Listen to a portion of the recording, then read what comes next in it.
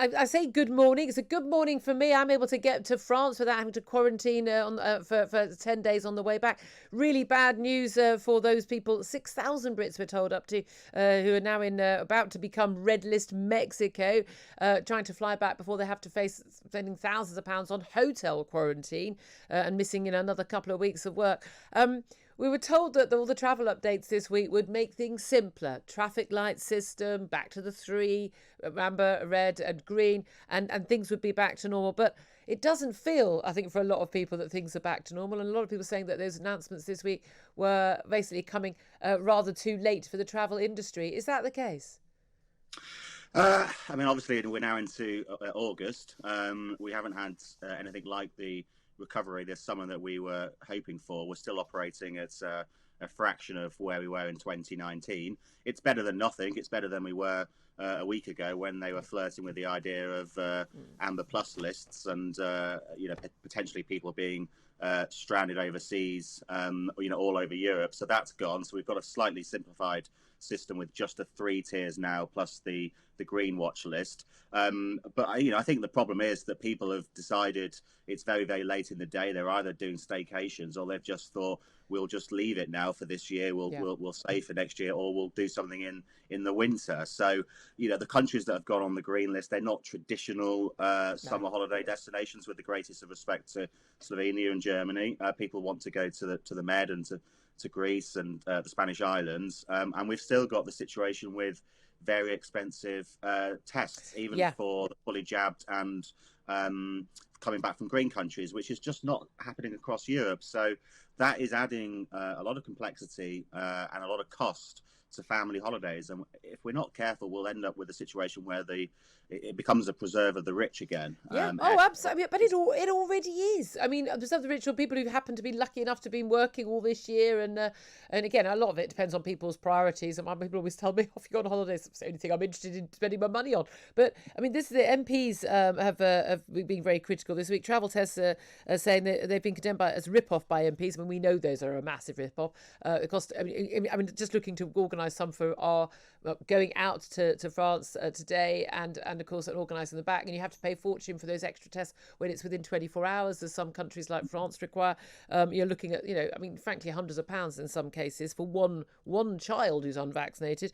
But they're pointing out that actually MPs are saying the holiday makers are paying the equivalent in total of £100,000 for each test that is actually sequenced, because of the 500,000 PCR tests on travellers returning to the UK during the first 3 weeks of July, only 1 in 20 positive tests were checked for variants by genome sequencing the samples. Now, we were told the whole point of look, we need everyone to have PCR tests, not just to check whether they've got COVID or not when they get off that plane, but also to the genome sequencing so we can prevent new variants coming in the country. Well, no new variants have come in the country since that Indian Delta variant, which, by the way, has got into Australia, which has had very strict quarantining of everyone arriving, and it's all across Europe. I mean, in Germany, for instance, virtually all of their cases are also of the Delta variant. But they're actually sequencing so few of them that actually, it's an absolute nonsense. They could just pick people at random to ask them to do tests, and there's no reason for people to be charged for them. Surely, if I can get a test on the NHS, if I've come into contact with someone, my test when I came back and had to self-isolate and got pinged on the plane on the way back from my last holiday, I got for free. But these ones I've got to pay for. Surely, if the tests are necessary to keep people safe, they should be provided by the state. And certainly they shouldn't be charging VAT on PCR tests as well, which 20%, which is obviously a money-making scam. We've said, for fully jabbed passengers coming back from green countries as well, there should not be PCR tests. If you have to do any testing at all, it should be a daily lateral flow.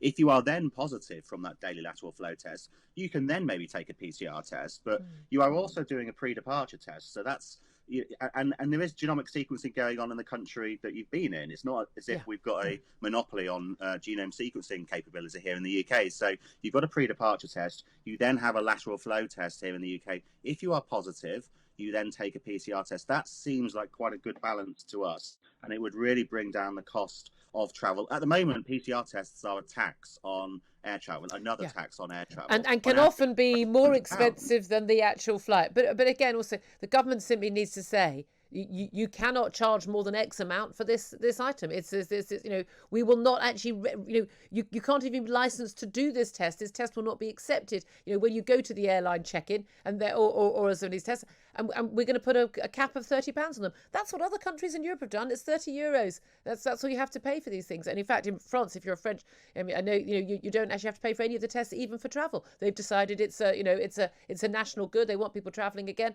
But yeah, it is extraordinary. Let me talk about vaccine passports. Grant Shapps, Transport Secretary, said that most countries, possibly even all, were going to permanently require travellers to be double jabbed for the virus before letting them in. Lots of countries right now, they only let you in if you're double jabbed. You need an exceptional reason to get in otherwise, or unless you're under 18, not being eligible. Of course, that's going to be an issue in the future if we now take our jabs down to 60, possibly even to 12. There's going to be an expectation that even teenagers are vaxxed and can't just have proof that they are COVID negative.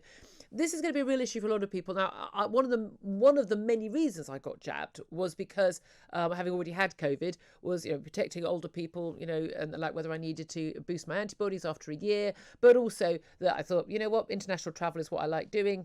The countries are not going to let me in without being double jabbed. It's going to be a cost of doing business, basically. I think there's a very big difference between using proof of your passport, your COVID status, your vaccine status in domestically, and another country requiring it. But is it your expectation that every country pretty much around the world is going to be requiring people to be double jabbed before they allow them to enter? And do you think that will be forever? Well, I mean, we obviously called for an exemption for quarantine for people who had double vaccinations. So the government has now done that for the US and obviously for Europe.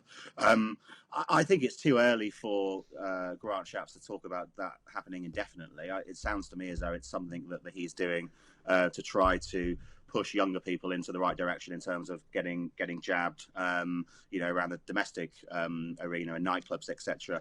We've not had any conversations in the air transport world about vaccinated passports being here indefinitely. I think it's very, very early to be going down that road. It's not something we are, screaming from the rooftops about or absolutely outraged about, because we just don't know where we're going to go with this virus. Yeah. At the moment, you need a vaccine passport to get into many places without quarantine. That's just a fact. But to say that we're going to have that 10, 15 years down the line, I think is a little bit premature. Yeah, I wonder actually if an awful lot of destinations will be just sort of so keen to open up and get life back to normal for their economies, and the long-term impact that, once we're talking about a vast number of people being vaccinated, that won't be an issue. Really good to talk to you, Tim.